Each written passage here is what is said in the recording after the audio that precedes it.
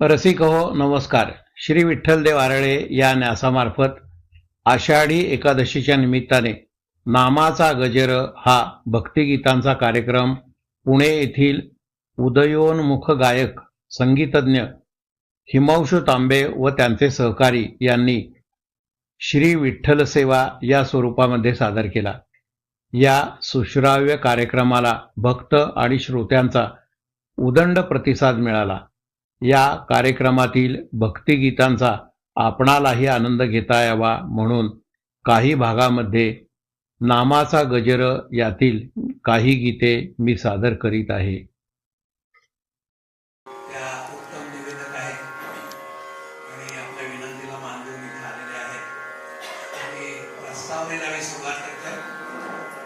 श्री विठ्ठलदेव न्यास हा आरळे इथला आहे. आरळे या गावी क्षीरसागर कुटुंबीय.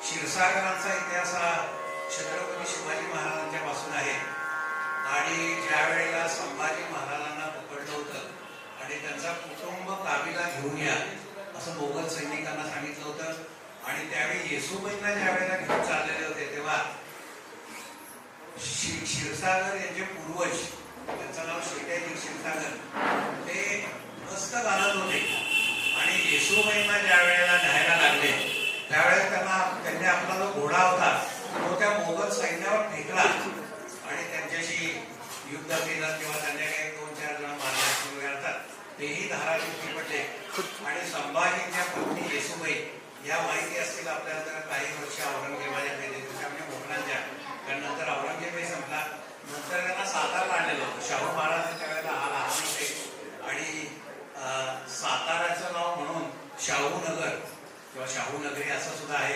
हा एक इतिहासाचा एक भाग.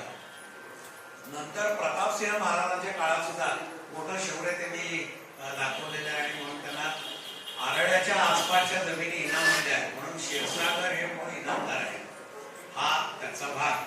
पुढच्या पिढीतले म्हणजे प्रसाद वडील किंवा मुकुंदराव हे सगळे मिलिटरीत गेलेले आहेत. त्यामुळं विठ्ठल आणि भक्ती आणि शक्ती असा हा संगम या ठिकाणी आपल्याला बघायला मिळतो. तर विठ्ठलदेव न्यास हा लहान न्यास आहे, लहान मोठा प्रश्न नाही, परंतु आरळ्यामध्ये एक लहान मंदिर आहे विठ्ठलाचं. कालच तिथं मोठा कार्यक्रम झालेला आहे आणि मागा पण क्षीरसागर कुटुंबियांनी त्यांचं घर आपल्याला बक्षीस दिलेल्या देवस्थानला त्या ठिकाणी भक्त निवास बांधलेला आहे. तर या ठिकाणी आषाढी कार्तिकी एकादशी यांच्या सेवा होतात, कीर्तन होतात, भजनं होतात आणि गायनाचे कार्यक्रम आपण घेतोय. नवोदित गायकांना संधी द्यावी हा न्यासाचा मुख्य हेतू आहे आणि त्यानुसार हिमांशू आपल्या इथं आलेले आहेत आणि त्यांचा आजोळ सातारचा आहे, त्यामुळं हा एक मोठा नातेसंबंध जवळचा आहे हे आपल्याला लक्षात घ्यायला हवं. कालच एकादशी झालेली आहे. चातुर्मासाचा पहिला दिवस म्हणून किंवा दुसरा म्हणायचा असेल तर देवशयनी एकादशी. यावेळेला देव शयन करतात आणि प्रबोधिनी एकादशी म्हणजे कार्तिकीला ते जागे होतात अशी साधारण समजूत आहे. आणि आताच जसा अधिक मास झाला तो पुरुषोत्तम मास, तेव्हा भगवंताचं नामस्मरण या 4 महिन्यात आपण करावं, काही कार्यक्रम करावे हा त्याच्या मागचा हेतू. आणि म्हणून या 4 महिन्यात लग्न होत नाही, म्हणजे लग्नाचे मुहूर्त नसतात.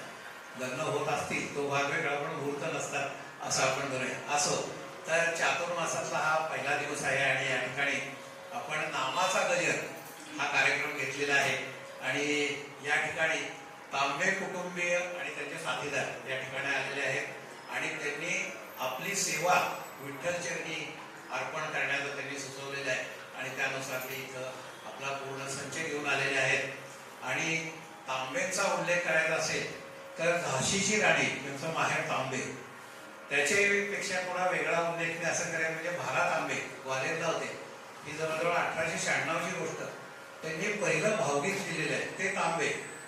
ते गीतकार, गायक, निवेदक, संगीतकार हे सगळे तांबे घराण्याचे. डोळे हे सुलमीगडे हे भारा तांबेंचं गीत केशवराव घोडे घात असत. ज्ञात पहिलं भावगीत आहे भारा तांबेंचं आहे, ते आपण एक लक्षात घेऊ. तो एक मुद्दा. तर तांबे कुटुंबी इथं आलेले आहेत आणि आता थोडं आपण भक्ती संगीताकडे वळतो. ज्या वेळेला साधारण 13वे शतक होतं त्यावेळेला मोगलांची सत्ता म्हणजे यादवांची सत्ता संपली अल्लाउद्दीन खिलजी आणि नंतर मोगलांची सत्ता सुरू झाली, ते एक आक्रमण आणि त्याच्या बरोबरीनं समाजाची तुढी होती. म्हणजे अनेक जातीभेद होते आणि उच्च नीच हे सगळे स्तर होते. यामध्ये ज्ञानेश्वरांना सुद्धा संन्याशाची मुलं म्हणून अनेक त्यांना त्रास सोसावे लागलेले. आणि अशा मध्ये ज्ञानेश्वरांनी गीतेचं भाषांतर करून सामान्य लोकांना गीता कळावी आणि हे एक मोठं काम केलेलं आहे आणि जातीभेद टाळलेला आहे. त्यामुळे ज्ञानेश्वरांचे समकालीन नामदेव आहेत, सुखनामेळ आहे, बरीच मोठी यादी आहे त्याच्यातली, पण याने फार मोठं काम केलेलं आहे. आणि ह्या संतांनी आपल्याला जी काही भजनं दिलेली आहेत, भक्तिगीतं दिलेली आहेत, हरिपाठ आहेत, तो अतिशय सुंदर आहे. नादाचा संबंध हा ब्रह्माशी लागतो आणि ज्या वेळेला आपण त्याची साधना म्हणजे भक्ती साधना करतो त्यावेळेला आपण ईश्वराकडे पोचणं असं म्हणायला हरकत नाहीये. आणि म्हणून काही वेळेला नाद ब्रह्म असा त्याच्यामध्ये शब्द आपला घेतला जातो. आणि भक्ती भावानं आपण त्यावेळेला ही गीतं म्हणतोय किंवा सादर करतोय, ही एक प्रकारे आत्म्यानं परमात्म्याला दिलेली साथ आहे असं मला वाटतं. तर या भक्तिरसात आपण त्याचा आनंद घेऊया. आणि इथं अनेक मान्यवर आलेले आहेत, यांच्या सगळ्यांचे परिचय आपल्याला दिले जातील. समोर प्रद्युम्न क्षीरसागर बसलेले आहेत, तेही गायक आहेत, बारामतीहून आलेले आहेत. म्हणजे बारामतीकरांच्याकडे नीट लक्ष द्यायला हवं. आता जिल्हा पुणे आहे आणि वर सगळे पुणेकर आहेत. आणि मला अजून एक उल्लेख करावा लागेल म्हणजे भावे, दत्तात्रय भावे गुरुवारी आहेत. त्यांनी अनेक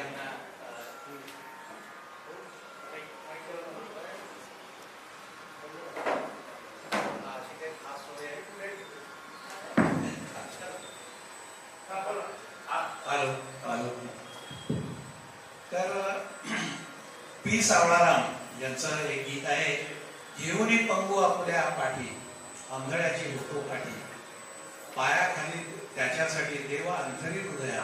पी सावळाराम, लता मंगेशकर, वसंत प्रभू. तर भावे फार मोठं काम करतात.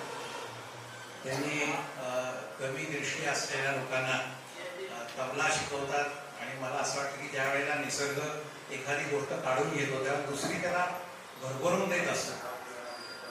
चित्रपट सृष्टीमध्ये ज्या वेळेला आपण बघितलं तर सोनी कोंडी जे सोनिक अंध होते, जैन आहेत, ते अंध आहेत, दृष्टीहीन असे.